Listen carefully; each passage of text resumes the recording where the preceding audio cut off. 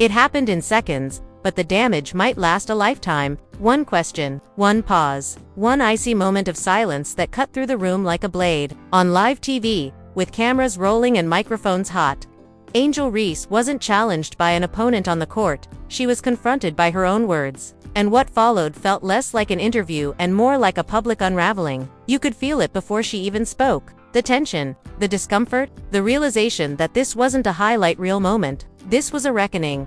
For months, Angel Reese had walked with the confidence of a star who believed the league moved because she moved. Big statements, bigger energy, no hesitation claiming her place at the center of women's basketball's spotlight. But when a Chicago Sky reporter calmly brought up that now infamous claim, that people were watching women's basketball because of her, everything changed. No stats, no rebuttal, no fire, just two words that echoed louder than any answer ever could. Next question. That's when the room shifted. That's when the narrative cracked. Because silence can be louder than trash talk, and dodging can look a lot like surrender. Fans noticed, social media noticed, and suddenly, the confidence that once felt unshakable started looking fragile. Was this humility, or was it panic? Was Angel Reese protecting herself or realizing, in real time, that the spotlight she claimed might not actually belong to her? And as the clip spread like wildfire, one terrifying question took over the conversation.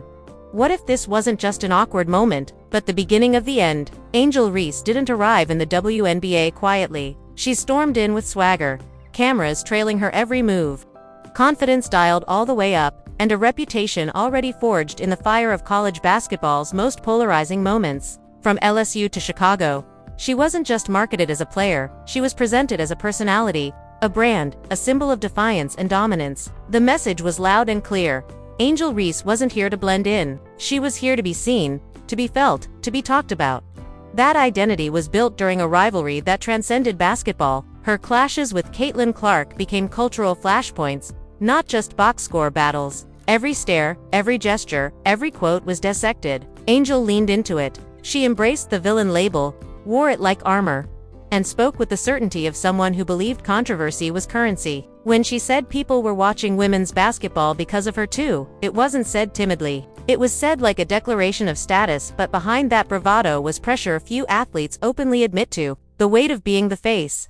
The expectation to back every word with numbers, wins, and sold-out arenas. The constant comparison to Clark, whose impact was increasingly being measured in attendance spikes, TV ratings, and celebrity-packed courtsides. While Clark stayed mostly silent and let the numbers talk, Angel talked a lot, and every word raised the stakes. Chicago became the proving ground. The Sky were rebuilding, searching for identity, and Angel was positioned as a cornerstone. Yet the wins didn't come easily. Losses piled up, injuries disrupted rhythm. The team struggled to find consistency, and with every rough stretch, the spotlight burned hotter on Reese. Confidence can inspire, but it can also isolate, especially when results don't match rhetoric.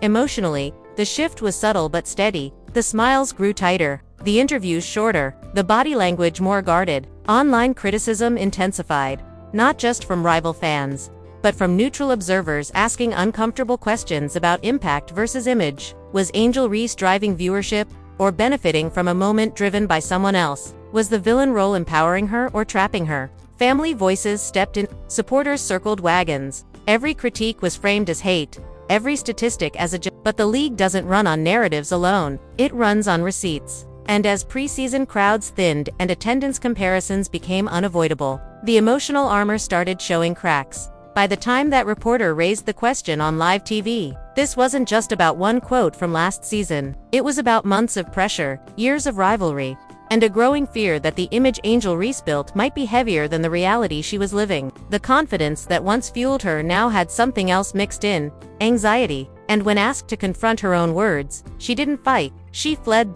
Because sometimes, the hardest opponent isn't across from you on the court. It's the version of yourself you promised the world you were. The question wasn't hostile, it wasn't shouted, it wasn't loaded with insults or traps. That's what made it so devastating. In a calm, professional tone, a Chicago Sky reporter simply reached back into Angel Reese's own past and held up a mirror. The words came straight from her mouth, from a moment when confidence was sky high and the cameras loved her. A year later, with a new season beginning and the league watching closely, the reporter asked the one thing no one else dared to ask. Does she still stand by that claim? For a split second, everything froze. Angel Reese didn't smile. She didn't laugh it off. She didn't pivot to a team-first answer. Her eyes shifted. Her posture stiffened. And then, with the entire room holding its breath, she shut it down. Next question. That was it. No explanation. No context. No defense. 2 words that detonated like a bomb. Because in that silence, the narrative flipped. What was once bravado now looked like retreat. What was once dominance now felt like doubt. The clip didn't just go viral, it ignited. Fans replayed it frame by frame, analyzing her expression, the tension in her jaw, the way she leaned back as if physically distancing herself from her own words. And then came the first brutal twist. The numbers.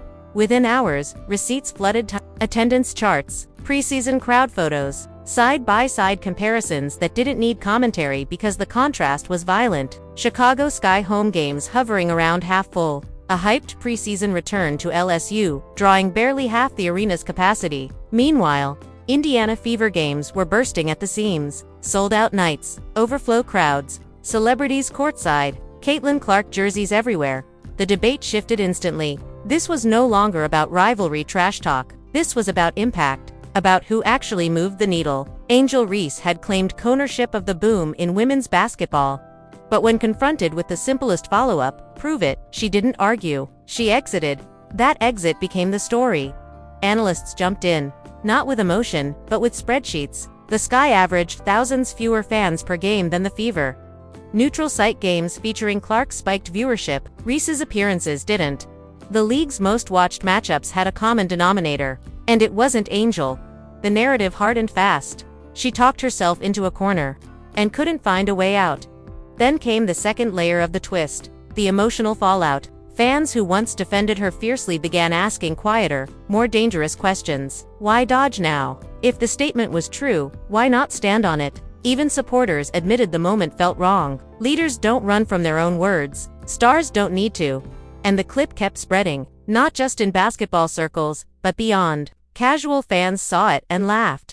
Critics saw it and pounced. The phrase "next question" became shorthand for avoidance. Memes exploded. Commentators replayed it alongside attendance stats, letting the silence speak for itself.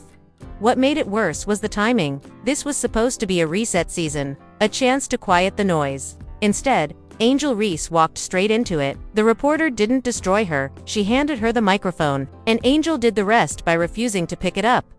That was the shocking twist no one expected. Not a blow-up. Not a rant, not tears, just a retreat so clean and public that it felt final. In trying to escape the question, she confirmed it. And in that moment, the league's most polarizing star lost control of the story she once dominated.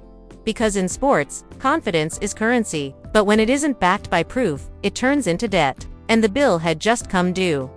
The fallout didn't slow down after that press conference moment, it accelerated. What started as an awkward dodge turned into a full-blown credibility crisis. The next question clip kept circulating. But now it was being stitched together with hard data, screenshots, and comparisons that Angel Reese could no longer control. This wasn't just fans talking anymore. Analysts, former players, and media insiders began lining up. And the tone shifted from debate to indictment. The second major twist hit when people realized this wasn't a one-time embarrassment, it was a pattern. Reese didn't just avoid that question, she avoided every opportunity to reclaim the narrative afterward. No follow-up explanation, no social media clarification, no stats-backed defense. Silence, and in today's WNBA media ecosystem, silence is a vacuum that gets filled fast and viciously. Every hour without a response made the moment heavier, sharper, more permanent. Then the comparisons went nuclear. Side-by-side graphics flooded timelines. On one side, Indiana Fever sellout streaks, record-breaking TV ratings. Away arenas packed wall-to-wall whenever Caitlin Clark stepped on the floor. On the other, Chicago Sky games struggling to crack mid-tier attendance numbers. Neutral site games told the same story. Preseason matchups told the same story. Even Reese's highly anticipated return to LSU, or the place where her legend was born, failed to produce the crowd she implicitly promised. That's when the narrative flipped from humiliation to exposure. The second twist wasn't that Reese dodged a question, it was that, when challenged, there was nothing underneath the bravado. The claim that women's basketball viewership was driven equally by her and Clark collapsed under the weight of numbers, not opinions. not narratives, numbers, attendance, ratings, engagement, merch sales. The league's growth had a face. And it wasn't the one Reese insisted it was. And here's where it got darker. People started replaying the original clip from last season, the confident tone, the facial expressions, the certainty. That clip now felt reckless, arrogant. Even what once looked like bold self-belief now looked like a miscalculation that aged horribly. The louder the original claim sounded, the quieter the retreat felt. Fans who once rode hard for Reese began fracturing. Some stayed loyal, blaming the media. Others admitted the optics were bad. The most dangerous group, though, were the ones who stopped defending her altogether. They didn't attack. They shrugged. And indifference is far more damaging than hate. Meanwhile, Caitlin Clark didn't say a word. No tweets, no interviews, no victory lap. She didn't need one. Her presence alone kept rewriting the story every single night. Sold-out arenas did the talking. Ratings charts did the talking. Sponsors did the talking. Clark became the silent contrast, not by calling Reese out, but by simply existing as proof. That contrast escalated everything. Because now this wasn't just about Angel Reese being wrong. It was about her being unnecessary to the claim she tried to make. The league didn't need her to grow. It was growing without her. And that realization hit like a hammer. Then came the whispers from inside the league. Front offices notice these things. Marketing departments notice. Sponsors notice. When a player publicly claims influence and then can't back it up, it changes how they're positioned, how they're protected, how much patience they're given. Reese didn't just lose an argument. She risked losing leverage. And the next question moment became symbolic. Not just of avoidance, but of a larger issue. Angel Reese wanted the credit without the burden of proof. She wanted the crown without the receipts. And when asked to show them, she disappeared behind two words that will follow her longer than any trash talk clip ever could. This was no longer about one reporter. It was about whether Reese could handle the weight of the persona she built. Because confidence is powerful until it's tested. And when it was, the mask slipped. The second twist wasn't loud. It was cold, calculated, relentless. Angel Reese didn't get exposed by an enemy. She got exposed by her own quote and a league that moved on without waiting for her to catch up. The moment the clip went mainstream, the fallout exploded in every direction at once. This wasn't just a bad press moment anymore. It became a referendum on Angel Reese's entire public identity. Social media didn't debate it. It dissected it. Frame by frame, tweet by tweet, comment by comment. The phrase "next question" transformed from a throwaway dodge into a viral punchline. And worse, a symbol of retreat. Fans didn't just react, they chose sides. Timelines split into chaos. Some tried to defend Reese, arguing confidence shouldn't be punished, that she was unfairly targeted, that the media loves building women up just to tear them down. But even among supporters, the tone shifted from certainty to discomfort. They weren't celebrating her confidence anymore. They were explaining it, justifying it. That's when momentum starts slipping. On the other side, critics went ruthless. Attendance charts, screenshot comparisons, clips of half-filled arenas, preseason numbers, neutral site games. Everything that could be quantified was weaponized. People weren't insulting her anymore, they were presenting evidence. And evidence hits harder than trash talk. Comment sections filled with variations of the same brutal line. If it was really about her, the numbers would show it. WNBA media felt the shift immediately. Analysts who once spoke cautiously now sounded emboldened. Former players weighed in, carefully but clearly, emphasizing how dangerous it is to make claims that outpace reality. The language changed from controversial to avoidable, from misinterpreted to self-inflicted. Nobody accused her of lacking talent, but they questioned her judgment, her awareness, her understanding of the moment she was living in. Inside Chicago, the tension grew heavier. The Sky didn't issue statements. They didn't need to. Silence became its own message. Teammates were asked about the clip and gave safe, distant answers. No one rushed to back her publicly. No one echoed her earlier claims. That absence spoke volumes. Locker room chemistry doesn't fracture loudly, it tightens, quietly, until trust feels thin.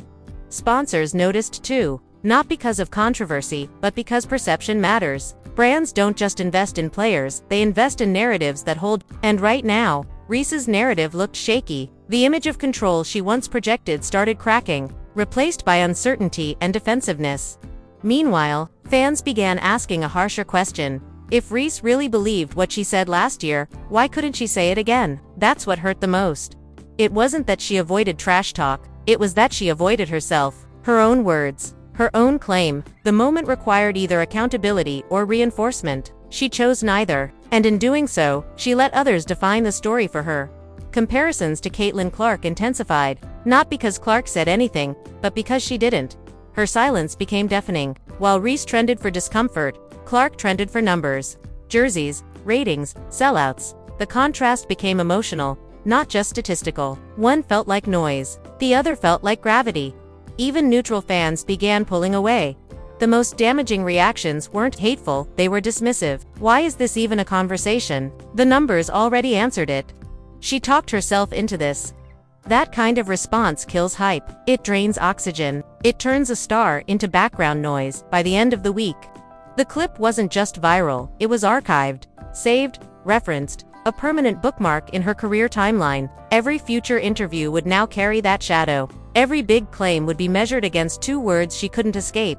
And as the league kept moving forward, faster, louder, bigger, one question started circulating quietly, dangerously, everywhere. If Angel Reese can't defend her own legacy, who will? Just when it felt like the damage had already been done, a new layer of tension crept into the story, quieter, sharper, and far more dangerous than viral jokes or angry tweets. Because while fans were still replaying the next question clip, people inside the league started asking something very different, something far more consequential. What if that moment wasn't a slip, but a signal? Behind the scenes, whispers began circulating that the Chicago Sky front office wasn't surprised by what happened, not shocked, not blindsided, prepared. According to league insiders, conversations had already been happening internally about branding versus impact, noise versus leverage. The reporter's question didn't come out of nowhere, it landed exactly where pressure had already been building. That's the twist nobody saw coming. Because this wasn't just about attendance numbers or Caitlin Clark comparisons anymore. It was about control, about who gets to shape the narrative of the league's future. Angel Reese had built her image on being unapologetic, confrontational, fearless, but the league itself is changing fast. Corporate partners, broadcast partners, and executives are increasingly allergic to volatility without return. And in that environment, perception becomes currency. The next question moment triggered something Reese couldn't see in real time. Doubt, not from haters, from decision makers. The kind who don't tweet, the kind who don't argue online, the kind who quietly adjusts plans. Suddenly, her name wasn't just attached to highlight reels and fashion campaigns. It was attached to hesitation. Is she Is she scalable? Is she reliable when the spotlight turns critical? Those questions don't get answered on the court. They get answered in rooms players never enter. Meanwhile, Reese's camp reportedly believed the storm would blow over like the others. Another viral cycle, another outrage wave, another distraction. But this one felt different. Because for the first time, the criticism wasn't coming from anonymous accounts or rival fan bases, it was coming from the numbers, the silence, and the absence of support.